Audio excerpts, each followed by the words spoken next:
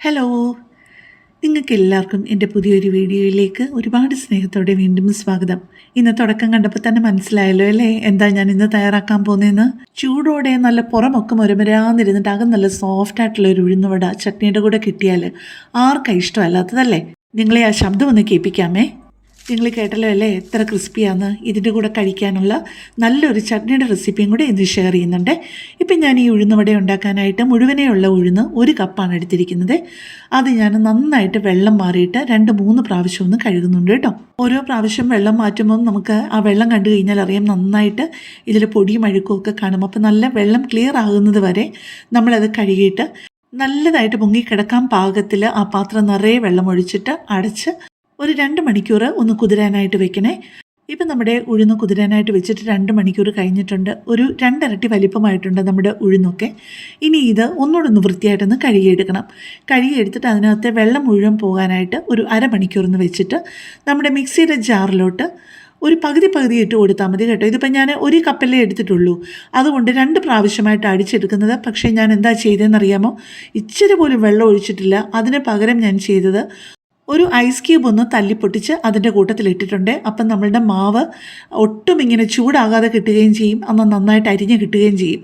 പിന്നെ ചെറിയ തരിയൊക്കെ ഉണ്ടെന്നുണ്ടെന്നുണ്ടെങ്കിലും അത് കാര്യമാക്കി എടുക്കേണ്ട കാര്യമില്ല കേട്ടോ.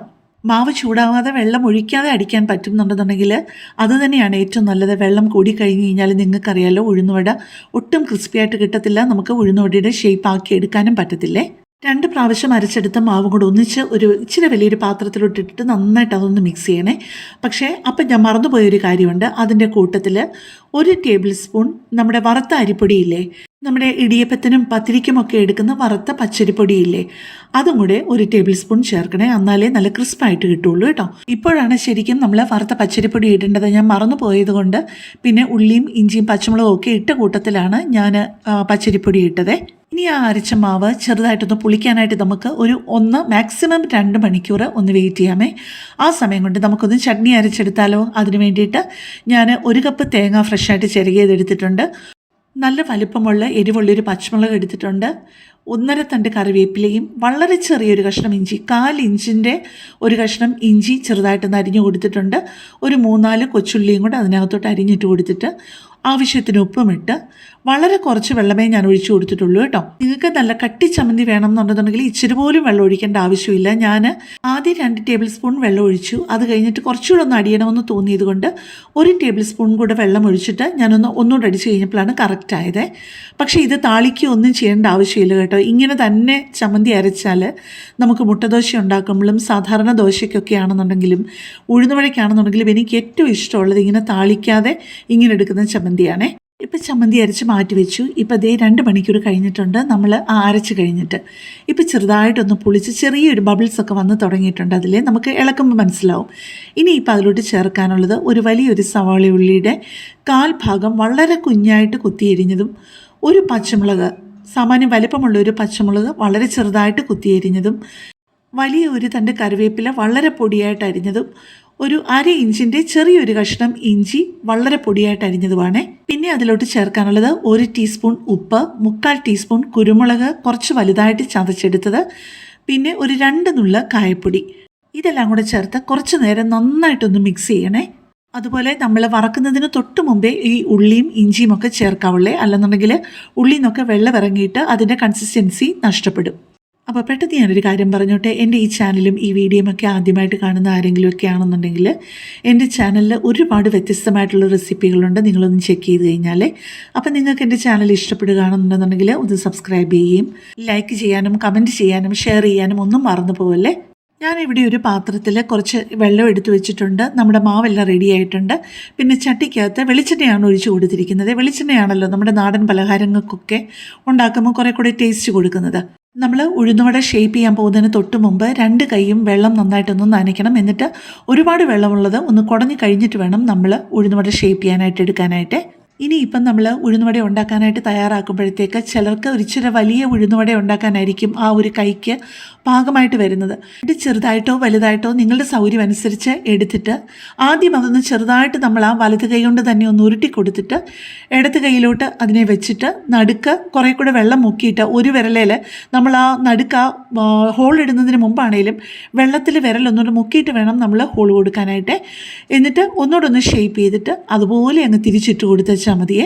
പിന്നെ എപ്പോഴും നമ്മളിങ്ങനെ വറക്കാനുള്ള സാധനങ്ങൾ ഇട്ട് കൊടുക്കുമ്പം ഒരെണ്ണമായിട്ട് ആദ്യം ഇട്ട് കൊടുക്കുന്നത് നല്ലത്. കാരണം ചൂടൊക്കെ അഡ്ജസ്റ്റ് ചെയ്ത് കറക്റ്റ് ചെയ്ത ശേഷം പിന്നെ നമുക്ക് 3 or 4 എണ്ണം വെച്ച് ഇട്ട് കൊടുക്കാവുന്നതേ ഉള്ളൂ. നിങ്ങൾക്കറിയാമല്ലോ, ഞാൻ എൻ്റെ വീഡിയോ ചെയ്യുന്നത് ഏറ്റവും ആദ്യമായിട്ട് കുക്കിംഗ് തുടങ്ങുന്നവരെ കൂടെ ഉദ്ദേശിച്ചിട്ടാണ്. അതുകൊണ്ടാണ് കുറച്ച് വിശദമായിട്ട് പറയുന്നത്. പക്ഷേ കുറേ പേർക്ക് അങ്ങനെ അതിൻ്റെ ആവശ്യമില്ല. കുറച്ച് കുക്കിംഗ് അറിയാവുന്നവർക്ക് അതിന് വേണ്ടിയിട്ട് ഞാൻ ഷോർട്ട് വീഡിയോസും പറഞ്ഞുകൊണ്ട് എൻ്റെ പ്ലേലിസ്റ്റിൽ ഇപ്പം തന്നെ ഞാൻ കുറേ ആഡ് ചെയ്തിട്ടുണ്ട്. ഇതിൻ്റെയൊക്കെ എല്ലാ വീഡിയോയും ഞാൻ ഷോർട്ട് വീഡിയോസും പറഞ്ഞുകൊണ്ടും ഞാൻ അപ്ലോഡ് ചെയ്യാമേ, അധികം താമസിക്കാതെ. എണ്ണ മീഡിയം ഫ്ലെയിമിലിട്ട് നന്നായിട്ട് ചൂടായ ശേഷമേ നമ്മുടെ ഉഴുന്നുവടകൾ ഇടാവുള്ളേ. അതുപോലെ ഇട്ട ഉടനെ അങ്ങ് ഇളക്കി കൊടുക്കാനും ശ്രമിക്കരുത്. ഒരു സൈഡ് കുറച്ചൊന്നായി കഴിഞ്ഞിട്ട് വേണം നമ്മൾ തിരിച്ചിടാനായിട്ട്. അതുപോലെ ലോ ടു മീഡിയം ഫ്ലെയിമിലിട്ടാണ് ഇത് ഫ്രൈ ചെയ്യേണ്ടത്. ഞാൻ പറഞ്ഞല്ലോ, അരിപ്പൊടി 1 ടേബിൾ സ്പൂണിൽ കൂടുതൽ ഇടരുതെന്ന്. അഥവാ എന്തെങ്കിലും കാരണവശാൽ വെള്ളം നിങ്ങൾക്ക് ഒരിച്ചിരി കൂടിപ്പോയി ഉഴുന്നുവട അരച്ചപ്പോഴെന്നുണ്ടെങ്കിൽ 2 ടേബിൾ സ്പൂണോ 2.5 ടേബിൾ സ്പൂണോ വല്ലതും അരിപ്പൊടി ഇട്ട ശേഷം നിങ്ങൾക്ക് കട്ടിയായി പോകുമെന്ന് തോന്നുകയാണെന്നുണ്ടെന്നുണ്ടെങ്കിൽ ഒരു 2-3 നുള്ള ബേക്കിംഗ് സോഡയും കൂടെ ഇട്ട് നന്നായിട്ടൊന്ന് ഇളക്കിയിട്ട് ഫ്രൈ ചെയ്യാവുന്നുണ്ടെന്നുണ്ടെങ്കിൽ നല്ലൊരു ടെക്സ്ചർ കിട്ടും കേട്ടോ. പക്ഷേ വെള്ളമൊക്കെ കറക്റ്റായിട്ട് നമുക്ക് ഒഴിക്കുകയാണെന്നുണ്ടെന്നുണ്ടെങ്കിൽ ബേക്കിംഗ് സോഡയുടെ ഒന്നും ആവശ്യമില്ലാതെ തന്നെ നമുക്ക് നല്ല ഉഴുന്നുവട ഉണ്ടാക്കിയെടുക്കാൻ പറ്റുന്നതേ ഉള്ളൂ. ഉഴുന്നുവട ഫ്രൈ ആയി വരാനായിട്ട് ഒരുപാട് നേരമൊന്നും എടുക്കത്തില്ല കേട്ടോ. പക്ഷേ ഒരുപാട് ഫ്ലെയിം കൂട്ടിയിട്ട് കഴിഞ്ഞ് കഴിഞ്ഞാൽ നിങ്ങൾക്കറിയാമല്ലോ, പുറം ഭാഗം പെട്ടെന്നങ്ങ് നമ്മുടെ ഉഴുന്നുവടയുടെ ആ കളറൊക്കെ ആകുമ്പോൾ നമ്മൾ ഓർക്കും അതായിന്ന്. പക്ഷേ ഒരിക്കലും അങ്ങനെ വലിയ ഫ്ലെയിമിലിട്ട് എടുക്കരുത്. നമ്മുടെ വലിയ സ്റ്റൗ ഉണ്ടല്ലോ, വലിയ ഫ്ലെയിമുള്ള സ്റ്റൗവിൽ തന്നെ ഏറ്റവും ലോ ആയിട്ടും മീഡിയം ഫ്ലെയിമിലും വെച്ചിട്ട് എടുത്തു കഴിഞ്ഞാൽ കറക്റ്റായിട്ട് നമുക്ക് അതിൻ്റെ പാകത്തിൽ കിട്ടും. ഇപ്പം നമ്മുടെ ആദ്യത്തെ ഒരു 3 എണ്ണം റെഡി ആയിട്ടുണ്ട്. ആദ്യത്തേതല്ല, ആദ്യം ഞാൻ ഒന്ന് ട്രൈ ചെയ്യാനായിട്ട് 1 എണ്ണം ഇട്ട് കൊടുത്തു, പിന്നെയാണ് 3 എണ്ണം ഇട്ട് കൊടുത്തത്. അടുത്ത 4 വടയും ഫ്രൈ ചെയ്യാനായിട്ട് ഇട്ട് കൊടുത്തിട്ടുണ്ട്. ഇപ്പം നമ്മുടെ വടയെല്ലാം റെഡി ആയിട്ടുണ്ട്. ഈ ഒരളവിൽ 1 കപ്പ് ഉഴുന്നിന് ഞാൻ വട ഉണ്ടാക്കി എടുത്തു കഴിഞ്ഞപ്പോഴത്തേക്ക് എനിക്ക് മൊത്തം 13 എണ്ണമാണ് കിട്ടിയത് കേട്ടോ. ഒരുപാട് വലിയ വടയല്ല, ഒരു സാമാന്യം വലിപ്പത്തിലുള്ള, ഒരു മീഡിയം വലിപ്പത്തിലുള്ള 13 വടയാണ് കിട്ടിയത്. ഇതേ രീതിയിൽ നിങ്ങളൊന്ന് ട്രൈ ചെയ്ത് കഴിഞ്ഞാൽ നല്ല ഒന്നാന്തരം ഉഴുന്നുവട നമുക്ക് വീട്ടിൽ തന്നെ ഉണ്ടാക്കിയെടുക്കാവുന്നതേ ഉള്ളേ. എന്തിനാണ് നമുക്ക് ആരോഗ്യത്തിന് മോശമായിട്ടുള്ള കാര്യങ്ങൾ പുറത്തുനിന്ന് മേടിച്ച് കഴിച്ച് നമ്മുടെ കാശും പോവും ആരോഗ്യവും പോവും. കേട്ടല്ലേ അല്ലേ എത്രത്തോളം ക്രിസ്പിയാണെന്ന്. അപ്പം നിങ്ങൾ അളവുകൾ തെറ്റാതെ ഒന്ന് ട്രൈ ചെയ്തിട്ട് ശരിയായോ ഇഷ്ടപ്പെട്ടോ എന്നൊക്കെ എന്നെ ഒന്ന് അറിയിക്കണേ. ഉഴുന്നുവടയ്ക്ക് ചേരുന്ന ചമ്മന്തിയൊക്കെ ഉണ്ടാക്കിയതല്ലേ, അപ്പം 1 എണ്ണം മുറിച്ചിട്ട് നിങ്ങളെ അതൊന്ന് മുക്കിയും കൂടെ കാണിച്ചു തരാം കേട്ടോ. അതുകൂടെ ആയാലല്ലേ എൻ്റെ പതിവ് പരിപാടികൾ നടക്കുകയുള്ളൂ. നിങ്ങളെ ഒന്ന് കൊതിപ്പിക്കുക. നിങ്ങൾക്ക് കൊതി വന്നാലല്ലേ നിങ്ങളിതൊന്ന് ട്രൈ ചെയ്യുള്ളൂ. ഇവിടെ ഞങ്ങൾ 3 പേർക്ക് ഒരുപോലെ ഇഷ്ടമുള്ളൊരു പലഹാരമാണിത് കേട്ടോ. അപ്പോൾ കൂടുതൽ നല്ലൊരു വീഡിയോ ആയിട്ട് നമുക്ക് പിന്നെ കാണാം. താങ്ക്